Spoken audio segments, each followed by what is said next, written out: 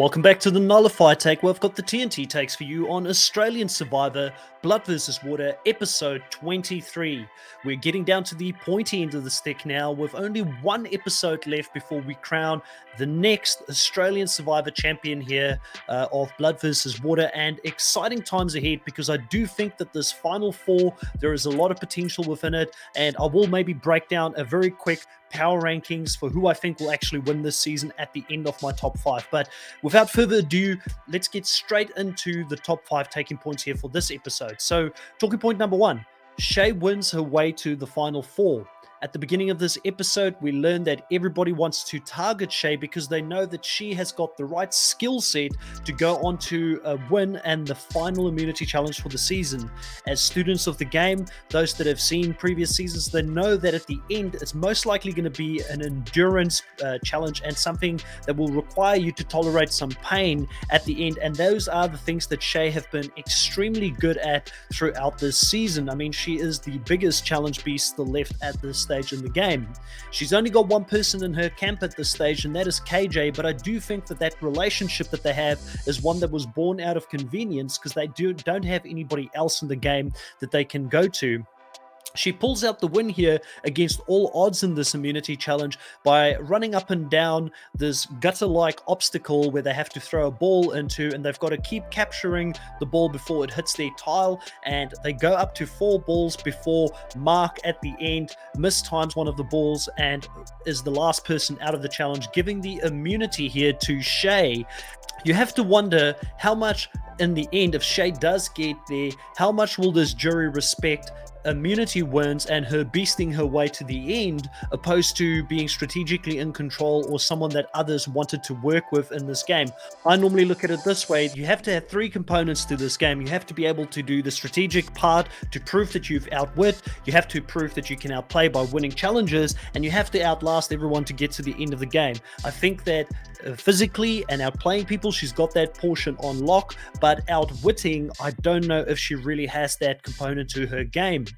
Number 2, Chrissy wants to build her resume, and we find out here early on in the episode when they go back to camp that she feels Mark has made a huge mistake in playing his idol, and that the soldier boy is now someone that she can target in this game, and she understands that she hasn't really made the biggest strategic impression on those in the jury. She realizes that a lot of them are fans and that they're going to want to give this game to someone who has proven that they're a great representative, that they would be a great representative of this season. So due to that, she now feels like she has to make a move. What I find very interesting in this episode is the fact that her move is to get rid of Mark and not Josh, which to me is strange, because when you hear how everybody talks about Josh in this episode, it kind of confirms what I've known for a long time, that Josh has probably played the best all-round game this season. So her wanting to make a move that is separate to Josh to prove that she also had her own game that she played and vote out Mark, I still don't think would have even gotten her the win if she did vote Mark out here and if she did sit next to Josh in the end game. She does go into this tribal council and follows through after KJ spoke to her about voting for Mark and convincing her that both herself and Shay would vote for Mark. She does go and vote against Mark here, but then finds out that she has put her boy Josh in big danger, and because of that, she changes her vote again to make sure that Josh is safe, and she sends KJ home, and she says, KJ, you made a mistake by doing this, but you're gonna go home at this spot. Number 3, KJ knows that her only hope is to split up the 3, and the 3 that I'm talking about is Mark, Josh, and Chrissy, who have been in an alliance this whole game and have really not gone against each other all that much within this game. They have truly been a part of a very, very strong majority alliance for most of this post game. Now, she manages to get Chrissy to turn her back on this 3, and I think that we should give respect and credit for KJ for being able to do this. She goes in there and makes Chrissy doubt in her own ability to win against both these boys at the end, and therefore she gives herself a fighting chance within the game. KJ also knows that Josh is probably the biggest threat in the game to win it, so I think subconsciously she really wanted Mark to turn against Josh here and take him out, which would have meant that the biggest target in the game is gone and there is a better chance for KJ and the rest of the girls to win this season. But sadly, she does misjudge here Mark's own acting skills and the fact that he goes to her and says he's going to do this, and then ultimately he does not follow through with it, which then puts KJ at risk. Because if she chose the right person here with Shay by going with Chrissy and voting Mark out, she would have gotten into this final four and would have had, I think, a great chance to make it potentially even into the final three. So small miscalculation, but you can't blame her. She was really playing very hard and trying to work every single angle in this episode. The fact that she survived for as long as she had in this game, and I know Purgatory came in and she had to come back and fight her way again in the game to where she got, the fact that she still got this far though has to be applauded, because I feel like Sophie actively worked against KJ's chances in this game early on by not really gelling with people, not fitting in. I really think that it also made people not want to work with KJ as much, and it would have had an effect at a crucial part of the game prior to the merge where she just couldn't recover or get into a tight alliance where she could work with them. So hats off to KJ. I think she did well in spite of what happened and, you know, losing Sophie early in the game and Sophie being such a destructive force within the game that people just didn't get along with. For her to be able to put out fires and still get to where she got, I think was a really, really good game from her. Now, talking point number 4, Josh wants Mark in the game, and it's really funny because they kind of both want each other in the game at this stage. He doesn't want to be the only male going into the final 4, and he believes that if Mark gets taken out in this spot, he would automatically be the next person that's on the chopping block if Shay wins that immunity. And he tries everything in his power to convince Chrissy to just stay true to the course and vote with them for one last time here so that they can get control back in the game. But he very much senses that Chrissy is not going to be loyal this time, or that she may turn against the 3-person alliance that they've had for so long. And I think that it's interesting to see Josh at the bottom here for the first time in the game. It's the first time he doesn't feel like he's got control in the game, and you can really see that he is struggling with this back and forth between him, Chrissy, and Mark. But hats off to him. Overall, he's played a really good game, and to only lose control this late in the game at the final 5, I think he's done a great job to get here. And I do think the only misread that he has at this point is that he thinks Shay would go for Mark ahead of him if they were to go into the final 4, because clearly Shay is very focused on him. So if he does not win the next immunity and Mark or Shay wins it, I do think still that Josh is on the chopping block, and that enough people know that he will win the game against anyone if he gets there. So the only way for Josh, in my mind, to win this game right now is he has to win the next immunity. Talking point number 5. Mark is playing with fire by keeping Josh around for one more vote.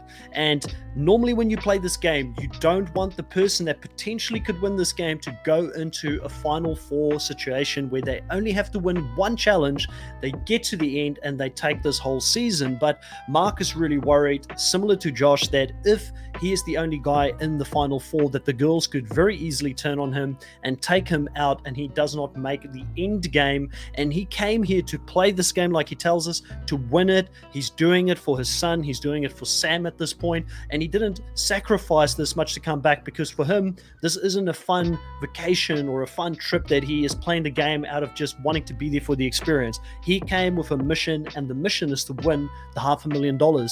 So Mark decides to keep Josh around here when he had the perfect opportunity to vote Josh out. And if he does lose this season, he's going to look back at this very moment where he had the control in his hands to go and vote Josh out of the game. But I think he's banking on the fact that Shay will continue to focus on Josh in the next round. So if he wins or Shay wins in this next round, I believe the target is going to be Josh. Josh has to win. So it's a high risk, high reward situation where he is currently playing in, because I think he wins if Josh goes home. Big gamble. Let's see how it plays out in tomorrow night's episode.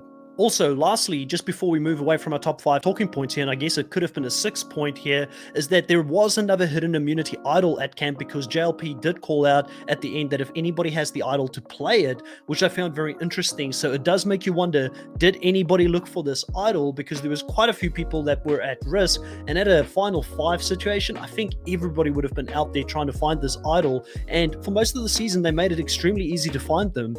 You could almost not miss it. So it's very interesting that no one seemed to find this last idol that was in the game.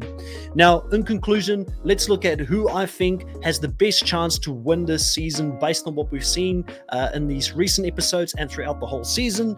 I have to say, power rankings, let's do top three people. I think there's only three people out of the four that can win currently. And that does mean that I'm sadly going to shade someone here. And before I do that, I just want to say it's nothing with the person. I think they're a great person. I'm just talking about the game that I've seen on TV. And I'm sure that there's a lot I did not see that will make its appearance at some point. But I have to say, power rankings, best person in the best spot to win this is Josh.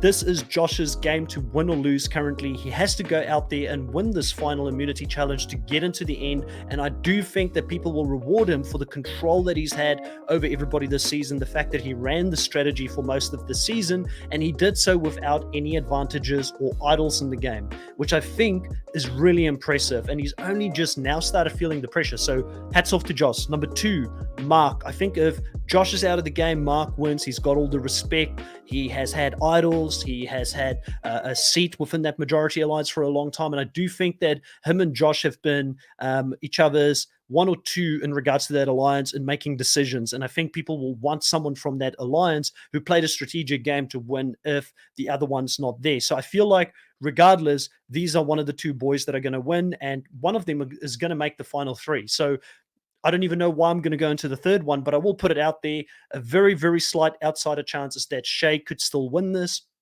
She's gone to purgatory. She was voted out of the game. She's won her way back in the game. She's again been the underdog this whole season. And I don't think anybody has outplayed better than her. Maybe Geordie, but he's not there at the end. So she has really outplayed even him in this game. I do think that some people may respect that and throw some votes at her. Now, the last person who I think has got zero chance, sadly, of winning this game, it's going to be Chrissy. I've loved Chrissy as a character this season. I think she's brilliant. Like she said, she didn't come in with a plan. She kind of asked backwards, stumbled her way into the position she is currently in the game. And sadly, with this jury, with so many fans, I don't think that they're going to give her this win. Her moves that she tried to pull just came that little bit too late in this game. That's it in any case for my top five talking points here for episode 23. I will catch you guys next time when we talk about the winner of Australian Survivor, Blood vs. Water, and the top five talking points for the finale. Catch you guys next time. And as always, if you like this content, hit the like button below, put a comment on there. Let me know what you thought of this episode and who your favorites are going into this final episode.